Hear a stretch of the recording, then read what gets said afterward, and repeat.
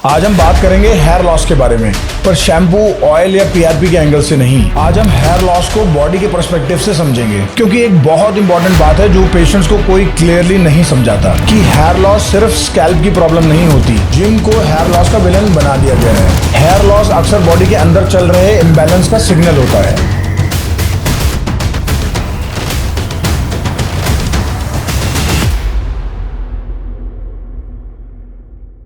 आगे बात करने से पहले अब हेयर के साइंटिफिक फैक्ट जान लेते हैं। हेयर कोई डेड चीज नहीं है। हेयर फॉलिकल एक लिविंग मिनी ऑर्गन है और हेयर फॉलिकल के पास होता है blood supply, nerve endings, hormone receptors, immune cells. इसलिए हेयर बॉडी के चेंजेस को बहुत जल्दी रिफ्लेक्ट करता है। जैसे फीवर में सबसे पहले आपको वीकनेस फील होती है, वैसे ही बॉडी इम्बैलेंस में सबसे पहले हेयर रिएक्ट करता है। अब आप पूछेंगे ऐसा क्यों? बॉडी की अपनी एक प्रायोरिटी लिस्ट होती है। बॉडी जब स्ट्रेस या डेफिशिएंसी में होती है तो वो प्रायोरिटी डिसाइड करती है। बॉडी का लॉजिक है ब्रेन को एनर्जी चाहिए और हार्ट को ऑक्सीजन, लीवर को डिटॉक्स करना है।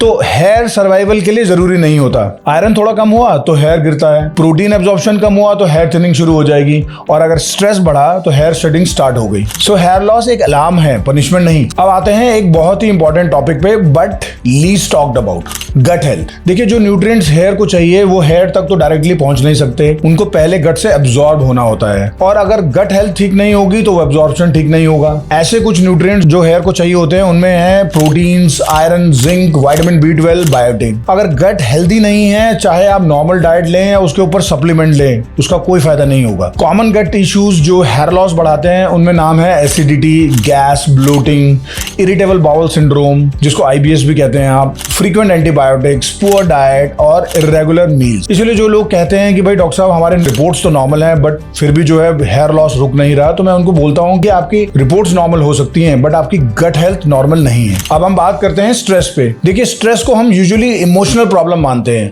पर हेयर के लिए स्ट्रेस एक हार्मोनल प्रॉब्लम है। स्ट्रेस से कॉर्टिसोल हार्मोन बढ़ता है। अब कॉर्टिसोल हेयर ग्रोथ साइकिल को डिस्टर्ब करता है। अगर नॉर्मल हेयर ग्रोथ साइकिल की बात करें तो आप जानते ही होंगे which is anagen, catagen, telogen. Normal हमारे हेयर जो होते हैं वो एनाजन फेजेस में ज्यादा होते हैं, बट स्ट्रेस की वजह से हेयर टेलोजन में ज्यादा चले जाता है, और टेलोजन फेज का जो ड्यूरेशन होता है वो 2 से 3 महीने का होता है। इसीलिए जब आपको कभी स्ट्रेस होता है बहुत ज्यादा, आप फील करते हैं कि जो हेयर लॉस है वो 2 से 3 महीने बाद होने लगता है। स्ट्रेस का सोर्स सिर्फ आपका वर्क प्रेशर नहीं है, बल्कि आपकी poor sleep, over thinking, over training in the gym and emotional exhaustion भी है। अब जब हेयर लॉस की बात आई है तो जिम को हेयर लॉस का विलन बना दिया गया है। अगर साइंटिफिक फैक्ट अगर आप देखें तो एक्सरसाइज से टेस्टोस्टेरोन लेवल बढ़ता है और टेस्टोस्टेरोन DHT में कन्वर्ट होता है। लेकिन अगर आपके फॉलिकल्स DHT सेंसिटिव हैं तो ही हेयर थिनिंग स्टार्ट होगी।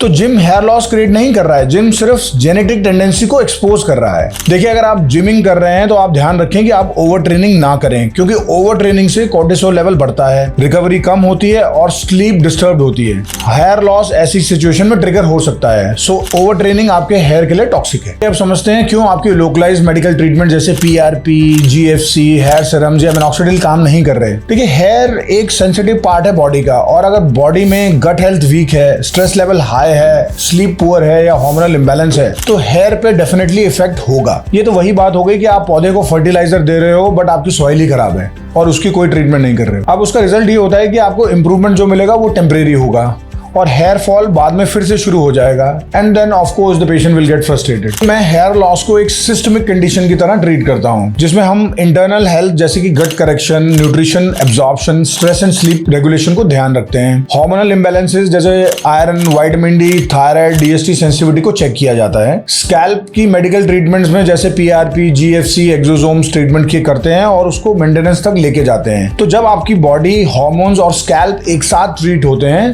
तब जाके हेयर सस्टेनेबल तरीके से इंप्रूव होता है। सो आपके लिए की पॉइंटर्स हैं कि हेयर बॉडी का एक्सटेंशन है, डेड पार्ट नहीं। हेयर लॉस कॉस्मेटिक नहीं, बायोलॉजिकल प्रॉब्लम है, और हेयर ट्रीटमेंट बिना बॉडी ट्रीटमेंट के इनकम्प्लीट है। अर्ली डायग्नोसिस इंपॉर्टेंट है, पैनिक नहीं। सो अगर आप भी हेयर लॉस से डील कर रहे हो तो ब्लेम गेम मत खेलो, जिम को ब्लेम मत करो, प्रोटीन को ब्लेम मत करो, अपने जीन्स को भी कर्स मत करो। सिर्फ एक काम करो, अपनी बॉडी को समझो। दिस इज आज डॉक्टर राणा, जहां हम सिर्फ सिम्टम्स नहीं रूट कॉज ट्रीट करते हैं।